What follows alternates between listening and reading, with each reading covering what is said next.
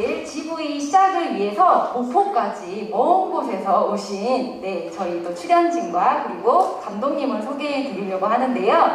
김희영입니다.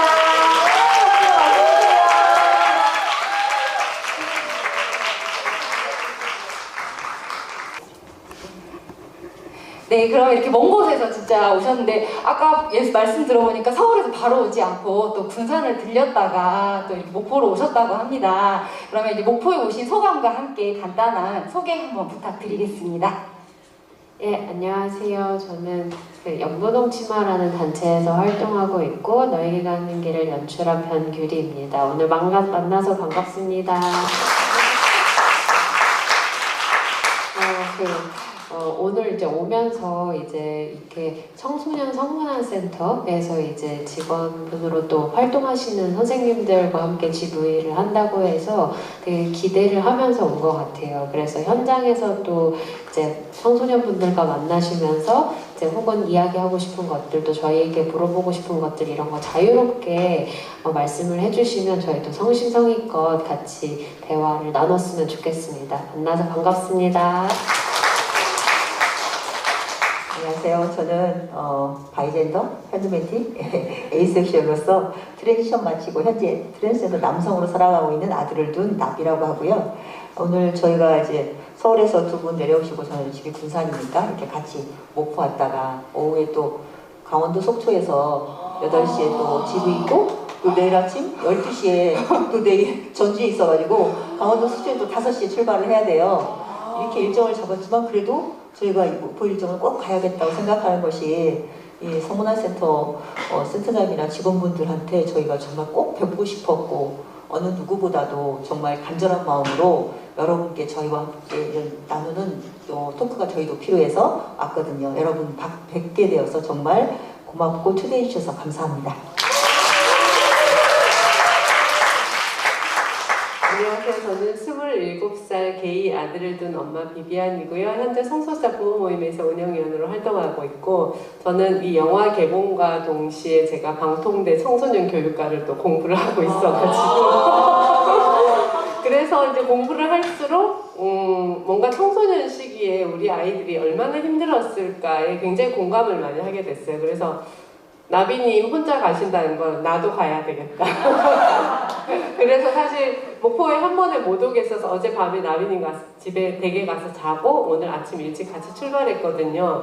그래서 어떻게든 이 선생님들하고 좀 우리가 마음을 나누는 일이 굉장히 청소년들한테 도움이 될 수 있는 일이라는 확신하에 왔고요. 오늘 또 좋은 시간 함께 가졌으면 좋겠습니다. 반갑습니다.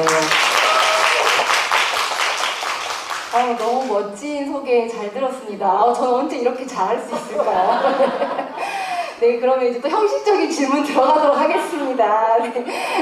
N차 관람을 불러일으키는 이 영화, 바로 너에게 가는 길, 먼저 제작 배경이 너무나도 궁금한데요. 먼저 감독님께서 말씀해 주시면 감사하겠습니다.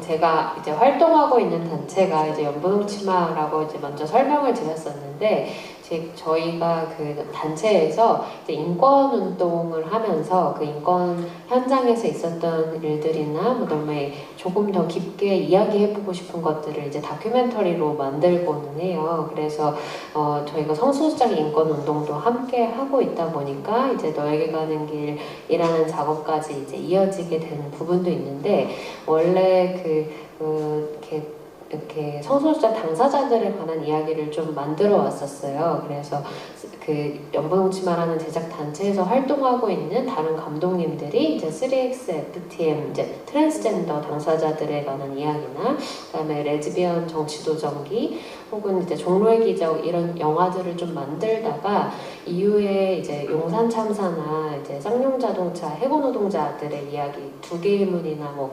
공동정범 안녕여로 이런 영화들을 만들다가 한 5년 전쯤에 제 책이가 나와요. 괜찮습니다. 다들 이해하시네요.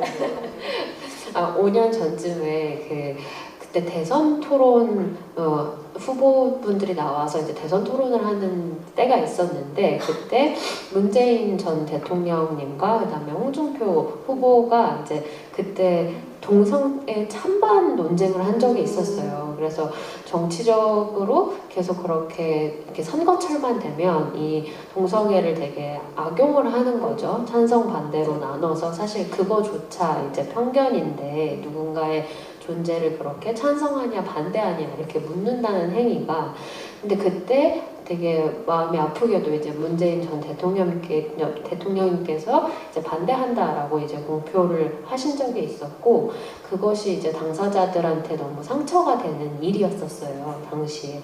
그래서 이렇게 한참 그러니까 우리한테는 언제나 이 성소수자라는 어떤 이야기나 그다음에 동성애라는 어떤 문제는 항상 이렇게 부정적으로만 가시화가 되는구나 이런 고민들이 있었고 그래서 성소수자에 관한 이야기를 좀 다시 해야겠다 이런 생각을 하던 차에 이제 성소수자 부모 모임에서 본격적으로 이제 활동을 하시기 때문에 외부 홍보 영상을 저희한테 좀 찍고 싶다고 제작 의뢰를 하셨었고 그래서 저도 그때 가서 부모님들을 뵀었는데 그때 부모님들이 갖고 계신 고민들이 되게 중요한 지점이 있다라고 생각했던 부분이 있었어요.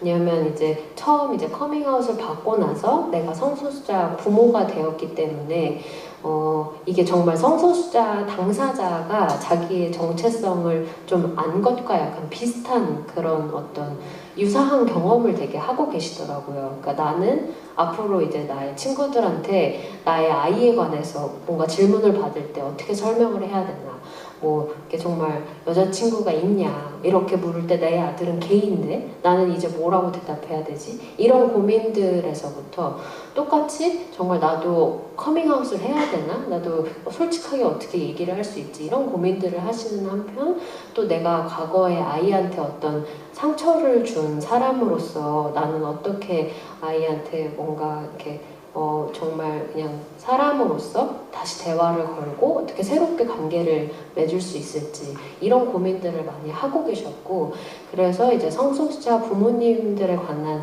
부모님들이 성장하는 그 과정을 그려보는 건 되게 중요하겠다라는 생각이 들어서 이제 부모 모임과 연분홍치마가 함께 이 영화를 제작하게 되었습니다. 네, 그래서 많은 과정 안에서 같이 공감하셨기 때문에 또 이런 영화 제작에 함께 해주셨을 것 같은데 이제 출연진 두 분께 질문을 드린다고 하면 이제 이런 영화 섭외 요청이 들어왔을 때 어떤 기분이 드셨는지 그 다음에 이런 출연을 결심하게 된 계기가 어떻게 되시는지 이게 뭐 해중에 그 에피소드나 내용들도 있다면 한 분씩 이야기를 좀 듣고 싶습니다. 제가 2016년 여름에 저희 아이로부터 커밍아웃을 받았는데 그때 저희 아이가 21살이었거든요. 지금 27살이 됐는데 그때 사실 되게 충격적이었고 힘들었던 게 너무 모르는 분야라 근데 그때 아이가 같이 준 책이 저희 성소수자 부모 모임에서 만든 인터뷰집이었어요. 먼저 겪으신 부모님들이 자기의 심정을 솔직하게 쓰신 글이었는데 사실은 그 책을 처음에는 사실 볼 용기가 없어서 제가 못 보다가 한 며칠 지난 후에 저도 이제 살아야 되겠으니까 그 책을 펼쳤죠. 근데 정말 그 책을 보면 볼수록 엄청 눈물도 났어요. 저희 영화 보시고 이제 우시는 만큼 저도 엄청 울었거든요. 근데 그게 보고 나니까 어떻게 내가 앞으로 살아야 될지에 대한 어떤 가이드라인 같은 게 또 생기더라고요. 그래서 감독님이 2017년에 영화를 찍기 시작하셨는데 그때는 제가 부모 모임에 나간 지 한 1년쯤 됐을 때여가지고 어느 정도 어떤 내가 가진 편견도 많이 없어지고 내가 앞으로 어떻게 이 사회를 바꾸는데 뭔가 역할을 할 수 있을까를 고민하던 차였고 그리고 사실 감독님이 와서 찍으실 때는 부모 모임 전체를 찍는 거였어요. 그래서 제가 그때는 주연이라는 생각도 못했고 만약에 저를 그때 감독님이 주연으로 캐스팅했다면 저도 망설였겠죠. 당연히 그때는 제가 단단해지기 전이었기 때문에 근데 그때 부모 모임 전체를 찍는 거고 그렇다면 나도 어떤 사명감을 가지고 n분의 1은 해야 되겠다. 내가 보여지는 게 다른 사람들의 편견을 없앨 수 있고 혹은 나처럼 커밍아웃을 받아서 힘든 부모한테 뭔가 가이드라인을 줄 수 있고 앞으로 어떻게 살지에 대해서 알려줄 수 있다면 내가 해야 된다는 생각이었거든요. 근데 결과적으로는 뭐 나중에는 이렇게 주연이 됐더라고요. 근데 처음에는 어쨌든 그 n분의 1의 사명감이 사실은 더 컸고 어떻게든 우리 아이들이 좀 안전하게 살아갈 수 있는 세상을 만드는데 내가 어떤 역할을 할 수 있을까에 대한 고민으로 사실은 출연을 하게 된 것 같아요. 그래서 나중에 감독님 한 2년쯤 찍었을 때 저한테 주인공이 될 것 같다고 했을 때 저는 상당히 기뻤습니다. 제가 모르던 제 모습이더라고요. 제가 카메라를 좋아하더라고요. 그래서 감독님이 2년 동안 찍으실 동안 진짜 인터뷰를 많이 했거든요. 영화에서 나오는 나레이션들이 거의 인터뷰에서 따온 건데 그 카메라를 제가 마주하고 제 얘기를 너무 털어놓는 게 너무 좋은 거예요. 어떤 카타르시스도 있고 그리고 카메라를 대하면서 제가 4년 동안 어떤 성장한 모습이 제가 느껴지더라고요. 아, 내가 작년에 이렇게 얘기했는데 올해는 이렇게 생각하고 얘기를 하네? 그런 걸 자꾸 확인을 하면서 좀 저 스스로도 굉장히 인간으로서 뭔가 좀 괜찮은 어른이 되어간다는 느낌, 그런 것 때문에 아마 영화 작업을 즐겼던 것 같고 결과적으로 주인공이 돼서 굉장히 기뻤다는 말씀을 드리고 싶습니다. 감사합니다. 네, 저는 저희 아이가 어렸을 때부터 이렇게 여자아이한테 연애 편지를 써서 실은 그때 보면 법적 성별이 여성이었잖아요, 아이 때. 그래서 레즈비언인 줄 알았고 레즈비언이라고 해서 크게 이제 이렇게 고민을 하진 않았어요. 왜냐하면 제가 중학교 때 저희 반 친구 중에 그 친구가 있었고 그래서 그랬는지 조금 그 뭐 듬직한 사위나 예쁜 손주를 안아보기는 힘들겠구나라고 생각했지만 요즘 세상에 듬직한 사위가 어디 있습니까? 예쁜 손주 내가 키워주지도 못할 거면서. 그래서 뭐 어쩔 수 없지라고 생각했고 그렇게 괜찮았어요.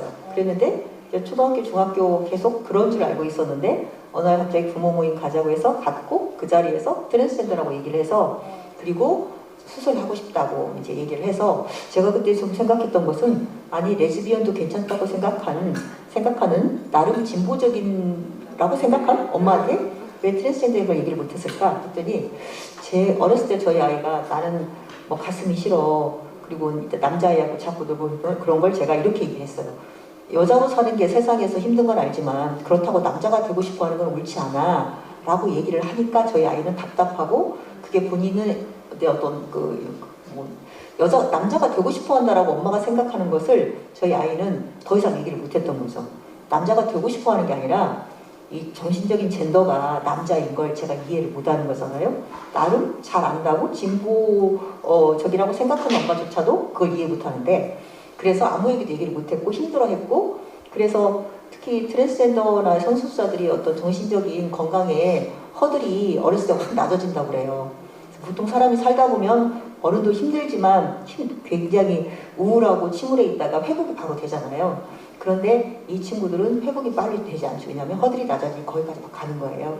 그렇게 힘들어했다는 걸 제가 뒤늦게 알고 생각을 했죠. 조금 그리고 외국의 사례도 보니까 외국에서 이렇게 어렸을 때부터 본인의 성 정체성에 대해서 고민한다 그러면 저는 몰랐으니까 레즈비언도 괜찮지만 왜 저렇게 우울해하지? 라고 생각했는데 저게 성 정체성에 대해서 고민을 하는 아이들은 실은 트랜스젠더라는 말 자체를 모르잖아요. 보통 그런 성향이 한 3-4살 때부터 나온다고 보편적으로 얘기를 하는데 그럴 때 부모님들이 저기 데리고 간다고 하더라고요. 정신과나 호르몬 의사들하고 얘기를 해서 1차 성징이 나타날 때 그런 모습 보인다. 그럼 이제 저희 아이의 예를 들어보면 여성 호르몬을 좀 억제제를 준다던가 꾸준히 같이 부모와 고민하고 관찰하다가 2차 성징이 나타날 때는 남성 호르몬을 준다든가 해서 너무 골격이나 신체가 변하기 전에 본인의 젠더대로 살 수 있도록 도와줄 수 있었는데 그랬더라면 저도 아이가 이렇게 힘들도록 내버려 두지 않았겠죠. 그래서 그런 아쉬움이 되게 많았고 그래서 어떤 가시화 운동이 필요하다고 생각했고 또 어느 문화권이나 5% 내지 10% 통계에 공식적으로 잡히지 않지만 5% 내지 10%의 성소수자가 있다고 그래요. 그럼 우리나라도 5%만 잡으면 5천만 명 인구가 넘으니까 250만 명이잖아요. 250만 명이 얼마나 많은 숫자냐면 제가 이제 공무원인데 우리나라 공무원을 보통 120만 명 추산합니다. 현역 군인이 한 60만 명 잡고 있어요. 그 현역 군인과 공무원을 다 합한 숫자보다 더 많은 숫자에 성소수자가 있는데 우리가 주변에 공무원이나 군인을 보잖아요. 성소수자를 본 적이 없다고 생각을 하시잖아요. 근데 그만큼 표를 못 내는 거죠. 주변에 한 반에 50명 있으면 그 중에 2-3명은 있는데 그걸 얘기를 못하고 산다는 거죠. 그리고 저는 소방관인데 실은 청소년 자살 사건도 많이 출동을 하거든요. 그전에는 그냥 삶이 힘들고 학업이 힘들고 부모와의 충돌이나 교우관계 때문에 죽을 수도 있는 거구나라고 막연히 생각했다가 이걸 알고 나니까 저 중에 또 어느 정도의 사람들은 그 고민을 부모님한테 말도 못하고 자해 또 여러 번 시도하다가 자살 결국은 하잖아요. 그러고 죽고 부모는 자식이 죽어도 왜 죽었는지도 모를 수도 있겠구나. 그 생각이 들어서 좀 더 많은 가시화가 필요하다고 생각을 했고, 그래서 이제 이 영화 할 때 저희도 이제 많이 도와줬고, 비비아님 말씀대로 저도 이렇게 몰랐다가 제가 감독님께 저 궁금한 게 있어요. 왜 우리 둘밖에 안 나왔죠? 그렇게 조금 제가 좀 분하니까 감독님이 얘기했잖아요. 두 분이 주인공이라고 해서 저 똑같이 n분의 1 주인공이라고 생각했지. 이렇게 주인공 나올 줄 알았으면 저렇게 막 막말하고 집도 치우지도 않고 저렇게 했겠습니까? 그래서 부모님들이 계셨을 텐데 나비님과 비비아님이 이렇게 딱 주인공이 된 결정을 하게 된 또 이유가 있으셨을 것 같고, 거기 안에 또 영화에 담긴 메시지라든지 의도를 담아냈을 것 같습니다. 그래서 그 이유에 대해서 말씀해 주실 수 있을까요? 우선 그 비비아님을 보시면 아시겠지만, 그리고 예주님이 관종인 것 같다라고 말씀을 하셨지만 그 이전에 사실 비비아님이 계셨다라는 것을 저는 확신을 하게 되었고요. 아니 사실 이렇게 장난스럽게 말씀을 드리지만 그 비비아님을 처음 촬영하러 갔을 때 되게 놀랬었어요. 그 카메라 앞에서 원래 자기 이야기를 되게 뭐랄까요, 되게 솔직하게, 그러니까 자기 자신의 감정을 이렇게 표현한다는 일이 저는 쉬운 일은 아니라고 생각을 하거든요. 근데 그 자신이 느끼고 있는 지금 어떤 마음속에 어떤 흐름들, 그 다음에 나의 뭐 느낌들, 그 다음에 또 갈등도 하고 또 그 안에서 성장도 하고 그렇게 매번 우리는 충돌을 하면서 나아가잖아요. 근데 그런 감정들을 비비아님은 되게 편하게 카메라 앞에서 솔직하게 말씀을 해주셨고, 그렇다고 한다면 특히나 이 영화에서는 그런 면모를 발휘해 주시는 분이 너무 필요할 것 같은 거예요. 그래서 그 비비아님의 어떤 그런 모습이나 이런 것들을 이렇게 찍다 보면은 또 관객분들이 많이 또 공감을 해주실 것 같다, 이런 생각이 들어서 사실은 비비아님을 꼭 이제 주인공으로 해야겠다라고 이제 마음을 먹고 있었고, 그걸 2년 후에 좀 말씀을 드린 거고요. 우리 마음속에 네, 마음속에 있었고, 그다음에 우리 나비님 같은 경우도 이제 처음 갔었을 때 되게 놀랬던 것이, 그러니까 되게 약간 처음에 그러니까 되게 이렇게 뭔가 가감 없으시고 그런 이미지가 있으셔서 되게 편하게 대해주신다 이런 느낌이 있었는데, 가서 이제 생애사 인터뷰를 하는데 이분의 생애사가 정말 장난이 아니었던 거죠.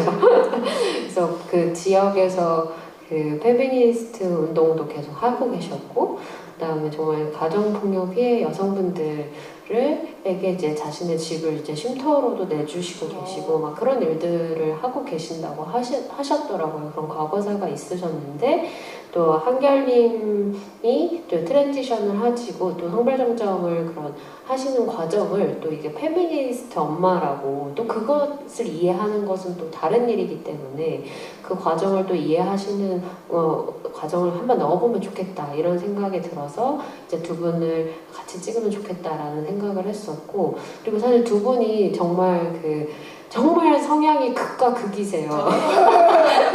근데 두 분 잘 맞아요. 두 분이 잘 맞으세요.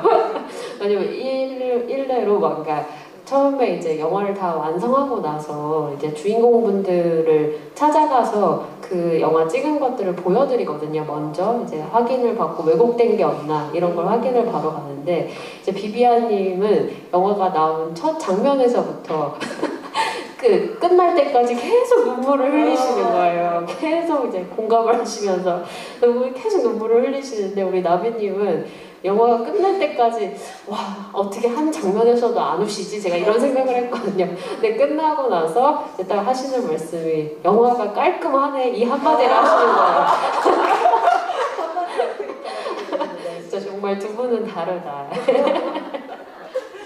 예, 그래서 진짜로 감독님께서 얘기 주시는 얘기 들으니까 제가 영화를 보면서 느꼈던 이 느낌들이 확실하구나 이렇게 말해봤습니다. 자, 감독님도 그렇게 보셨지만 저는 이제 이 장면들이 어떻게 보면 계속된 기록에서 이렇게 연결되어진 한 테마씩의 내용들이라고 연결이 되는데 이제 두 분 출연진분들께서 이제 기억에 남는 에피소드 이런 게 있으시다면 혹시 얘기 주시고 사실 뭐 그 저희 시네센터장님 같은 경우는 그 나비님이 연차를 쓰시는 과정 안에서 보면 뭐 개인 사유라고도 쓸 수 있는데 그 부분들의 뭐 성별 정정이라고 하는 내용들까지도 기재를 하시면서 얘기하실 때 제가 장면에서 마지막에 이렇게 한쪽으로 우리가 싹 올라가는 면이 이게 편집된 부분 때문에 그런지 모르겠는데 보였거든요. 그러니까 그 다음 멘트가 뭔가 있는데 잘린 것 같아요. 제가 이렇게 얘기를 했거든요. 그래서 이제 비슷하게 두 분 출연진분들께 이제 하시던 에피소드나 내용들 있으시면 네, 안내 부탁드리겠습니다. 저는 이제 영화에서 캐나다 키퍼 장면이 나오잖아요. 근데 그거를 사실 굉장히 제가 이제 승무원 일을 하고 있어서 스케줄을 한 달 거를 받아서 한 달 동안 일을 하는데 감독님이 갑자기 그 키퍼를 가서 찍어야 되겠다는 거예요. 그래서 정말 날짜가 저희는 휴가를 미리 신청하지 않으면 안 되거든요. 그래서 제가 미국에서 새벽에 들어오는 날 그날 저녁에 캐나다에 비행기를 타고 가서 그리고 그 다음날 도착해서 그 다음날 하루가 키퍼였어요. 그래서 그 키퍼를 찍고 그 다음 아침에 다시 한국으로 돌아오는 이런 일정으로 사실은 촬영을 했고 사실 캐나다 왕복 항공권이 비싸거든요. 근데 연분홍 치마라는 단체는 제가 알고 있기로도 후원단체인데 비행기 표를 사줄 수 있나? 약간 이런 걱정을 하며 갔는데 캐나다 키퍼가 사실 굉장히 짧게 나왔지만 저희가 저기 한 2시간을 퍼레이드를 한 거였는데 거기서 받은 어떤 제가 느끼는 감정들이 굉장히 저를 많이 성장하게 해줬고 그 캐나다 분들이 정말 많은 인원이 그 키퍼 때 그 인도에 서서 저희를 막 환호를 해주거든요. 근데 그 환호의 의미가 어떤 거냐면 캐나다는 사실 성소수자들이 살아가기에 조금 안전한 곳이에요. 법이 다 제정이 돼 있기 때문에 자신을 드러내도 차별을 받지 않을 수 있고 이런 사회임에도 불구하고 개인적으로 살아가면서 일상 속에서 혐오의 시선 같은 걸 마주할 수 있잖아요. 혐오의 말도 들을 수 있고 근데 그거를 일일이 대응하기 힘드신 분들이 있거든요. 근데 그 시민분들이 보내주는 눈빛이 그건 거예요. 너희가 혹시 일상에서 어떤 힘듦을 겪거나 혐오를 받았다면 우리가 그걸 모두 오늘 치유해 줄게 약간 이런 느낌이었어요. 그래서 오히려 엄청 환호를 더 과하게 본인이 낼 수 있는 최대한의 환호를 막 해주시는 게 느껴져가지고 그 마음이 너무너무 감사하고 그걸 2시간 내내 걸으면서 제가 그 에너지를 받으니까 이 성소수자들이 외국 키퍼에 가서 그런 에너지를 엄청 받고 싶어 하거든요. 그 심정을 저도 알겠더라고요. 그래서 그때 그 경험이 저를 굉장히 더 활동가로서 더 단단하게 만들어준 경험이 아니었나. 우리를 이렇게 지지해주는 사람이 이렇게 많구나. 글로벌한 사회니까 한국은 좀 덜 하더라도 외국에서 이렇게 지지를 많이 해주니 나는 더 힘을 낼 수 있겠다 이런 느낌들이 들었습니다. 저의 경우는 말씀하신 것처럼 그 직장에서 꼭 공적 기록으로 남기고 싶었어요. 왜냐하면 또 이제 공무원 사회가 아무래도 보수적이고 또 제복 공무원 사회가 보통 상명하복이라고 해서 더 좀 보수적인 부분이 있는데 제가 이제 여름에 이런 걸 하고 다니면 짧은 제복에 표시가 나면 이제 꼰대 같은 서장님들이 물어봐요. 전에는 그게 뭔가 이렇게 한마디 하고 싶어서 그래서 제가 제 아들이 트랜스젠더라 제가 퀴어 퍼레이드 기간에는 이런 걸 저도 하고 다녀요. 그럼 엄마가 맨날 밖으로 들어오니까 그런 거 아니야? 막 이런 식으로 뼈부 발언을 하시는데 그럴 때 제가 이제 외국에서 서장님 그런 말씀하시면 경찰이 와서 잡아갑니다. 이렇게 막 얘기를 하죠. 그러면 이제 뻥치죠. 실제로 경찰이 와서 잡아가진 않아요. 하지만 그게 어떤 의미인지 한번 생각을 해봐라. 이제 이런 의미이고 어떤 형태로든 또 저희가 이제 이렇게 촬영 같은 걸 하면 저희 다 상부에다 보고를 해야 되거든요. 보고하고 허락을 받아야 돼요. 그렇지 않으면 이제 못 찍고 그걸 어기고 찍으면 이제 나중에 문체, 뭐 징계 같은 것도 받을 수 있고 그러는데 이거 할 때 한 번도 허락을 안 받았어요. 왜냐하면 나중에 이게 들통나서 뭐라고 하면 징계 한번 먹고 말지 뭐 해서 허락을 구하기보다는 용서를 구하려고 그렇지 않으면 매번 공무원 사회는 좀 굉장히 그 리스크를 조금이라도 회피하려고 하니까 문제가 될 만한 거 다 거부할 수 있잖아요.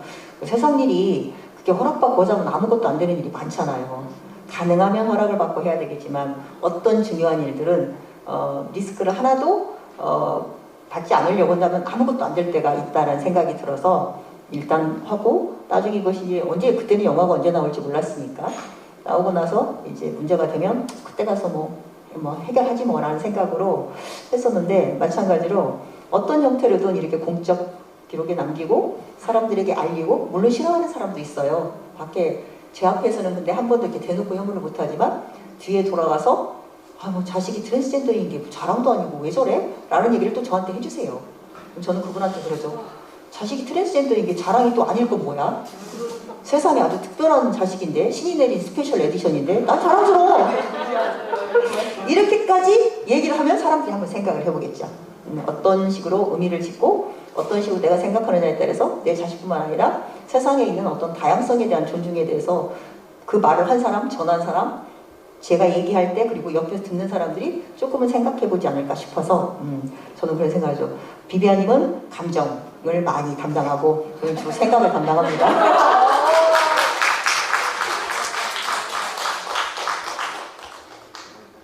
네, 맞습니다. 제가 광주에서도 공동 상영회를 했을 때 그 말씀을 해주셨거든요. 내 자녀는 특별판 에디션이다 라고 말씀해 주셨을 때 정말 와닿았었거든요, 그때. 그래서 저희 여기 계신 선생님들께서는 청소년 성문화센터에서 또 성교육을 하고 계시는 선생님들이시고 또 저희 성소수자 청소년들을 만나고 있습니다. 그렇다면 저희 현장에서 만날 수도 있고 뭐 전화 상담으로도 만날 수도 있는데요. 저희가 어떻게 보면 이론적으로는 정말 열심히 많이 책도 읽고 배우고는 있지만 부족한 부분들이 아직도 많을 거라고 개인적으로 생각을 하고 있어요. 그래서 혹시라도 우리 지금 여기 계시는 성문화 활동가분들, 선생님들께서 성소수자 청소년들을 만나게 된다면 어떤 메시지를 전달을 해주시면 좋을지 조언을 해주신다면 네, 저희가 꼭 그 마음을 두고 전달할 수 있도록 하겠습니다. 먼저 아이들이 이렇게 선생님께 의논할 수 있다는 사실에 대해서 정말 저는 이제 부모 입장에서 정말 감사드리고요. 그 얘기를 아무에게도 하지 못하고 저도 이제 그 성소수자들 분들을 만나는데 평생 살면서 아무에게도 얘기 못하고 살았다라고 하시는 분을 많이 보거든요. 선생님한테 얘기를 할 수 있다는 건 선생님이 그만큼 안전하다고 느꼈기 때문에 선생님에게 적어도 얘기를 하고 싶다고 느꼈기 때문에 얘기를 했다고 봐요. 저희 부모들이 커밍아웃을 받는 부모가 20%가 안 된다고 그래요. 80%의 자식들은 부모님이 돌아가실 때까지 얘기를 안 해요.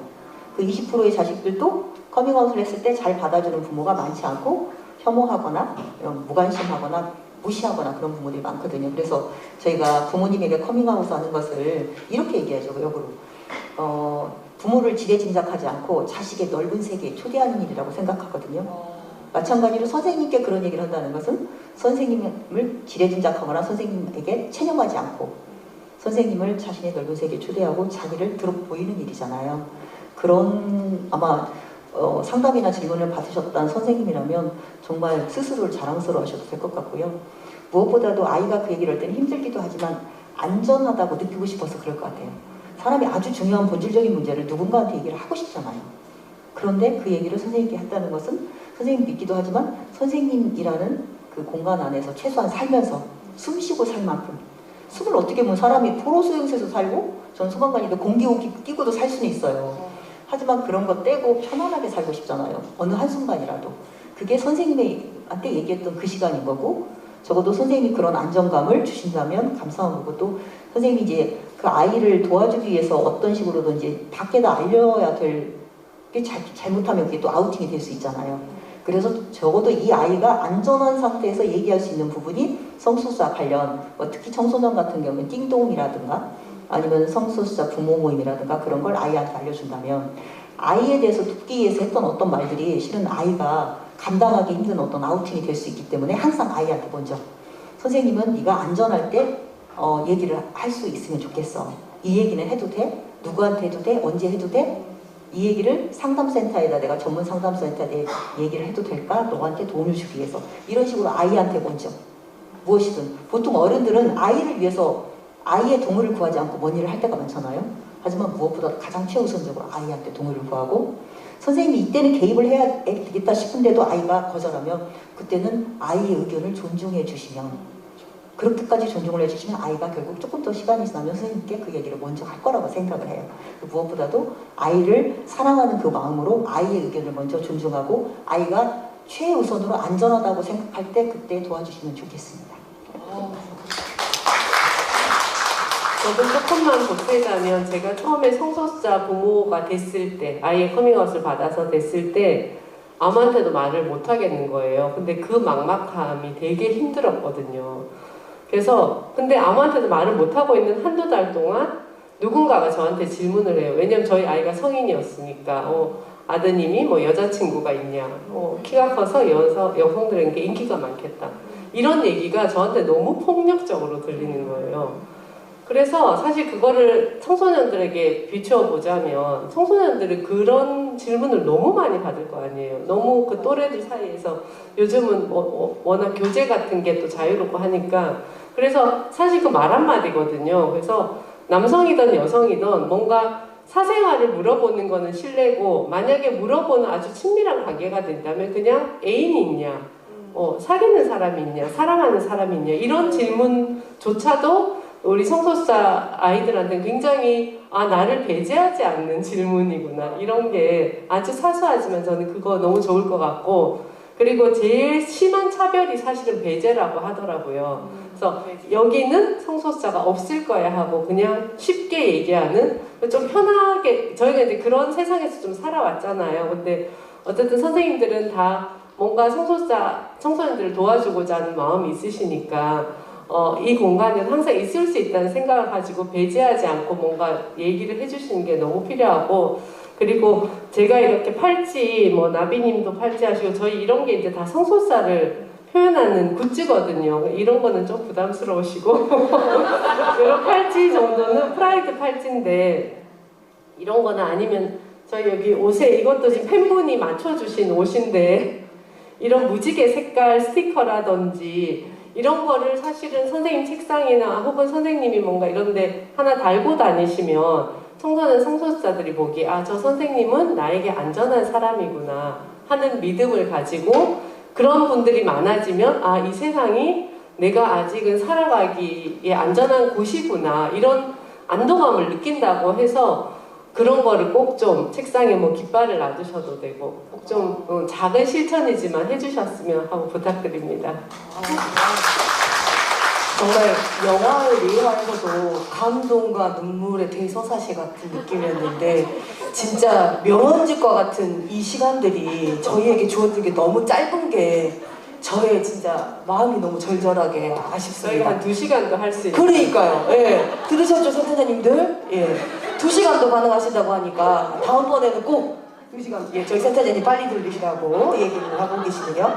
예. 그래서 이제 그 내용들 안에서 사실 이제 저희가 마지막 질문이 될 것 같습니다. 이제 감독님께 여쭤보고 싶은 부분인데, 사실 이제 다음 행보와 혹은 다음번 이런 영화가 또 주는 저희의 액션을 불러일으키는 그 투사가 되고 싶은 이 공간과 내용들이 있는 이제 마음이 있는데, 사실 이런 꼭 영화가 제작되었으면 하는 바람과 혹은 또 다음 계획이나 내용들이나 행보에 대해서 우리 감독님의 의견 들었으면 좋겠습니다.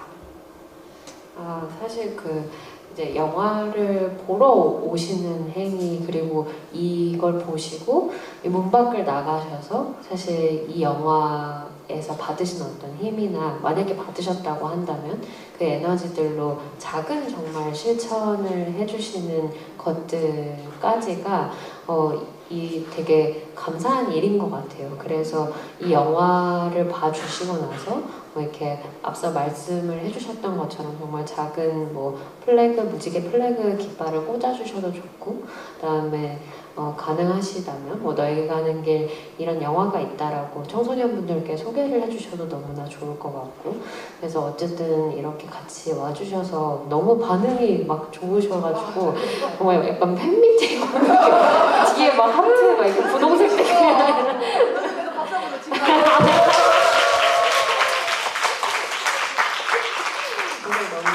저희도 되게 힘을 많이 받고 있고, 저희도 이제 성소수자에 관한 영화를 계속 제작 단체에서 만들고 있어요. 그래서 제가 작업을 하는 것은 아니지만 다른 그 이지훈이라는 감독이 이제 서울국제 여성영화제에서 이제 퀴어들의 댄스 팀이 이제 이렇게 거리에서 이제 춤을 추면서 계속 운동적으로 춤을 추면서 이제 이렇게 같이 이렇게 고민도 하고 커밍아웃에 대한 고민도 하고 이런 다큐멘터리를 만들고 있어요. 그래서 내가 춤출 수 없다면 이라는 제목인데 가능하시다면 그 영화도 봐주시면 좋을 것 같습니다. 감사합니다.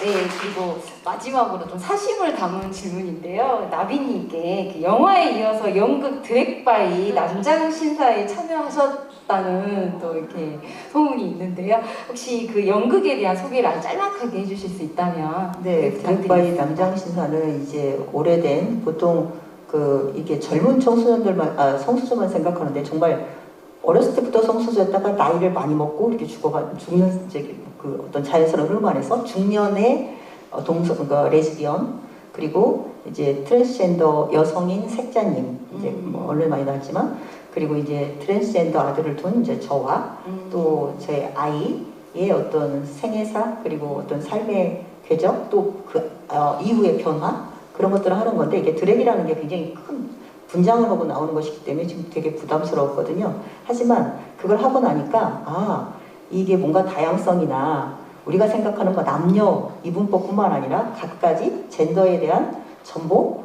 그런 걸 통해서 세상이 좀 다양한 걸 느꼈어요.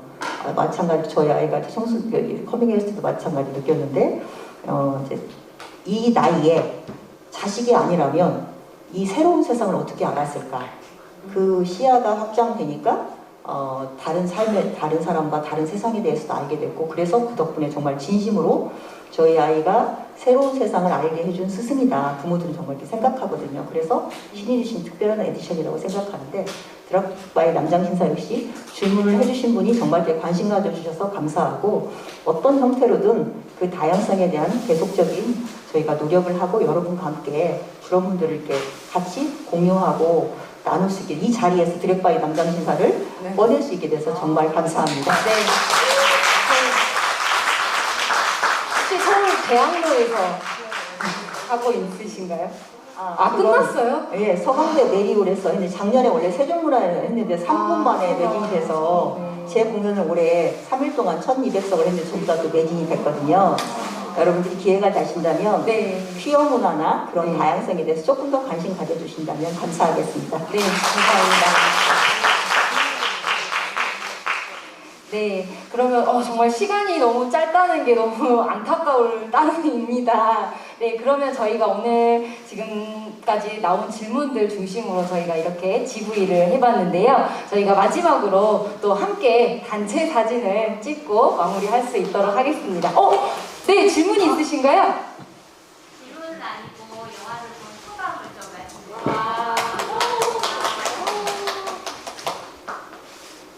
말씀해주세요. 저희는 계속 학교에 나가서 아이들을 만나고 성교육이라는 것이 우리 몸에 대해서 또 우리 몸을 가지고 어떻게 행복하게 살아갈지를 가르치는 성교육 강사들입니다. 그래서 제가 오늘 보고 나서 이 영화를 보기 전과 보고 난 이후에 우리의 교육관들이 얼마나 많이 바뀌어 있을지를 한번 말씀드리고 싶었습니다. 이런 영화를 만들어주셔서 감사하고 부모님들의 멋진 모습 정말 많이 감동받았습니다. 감사합니다.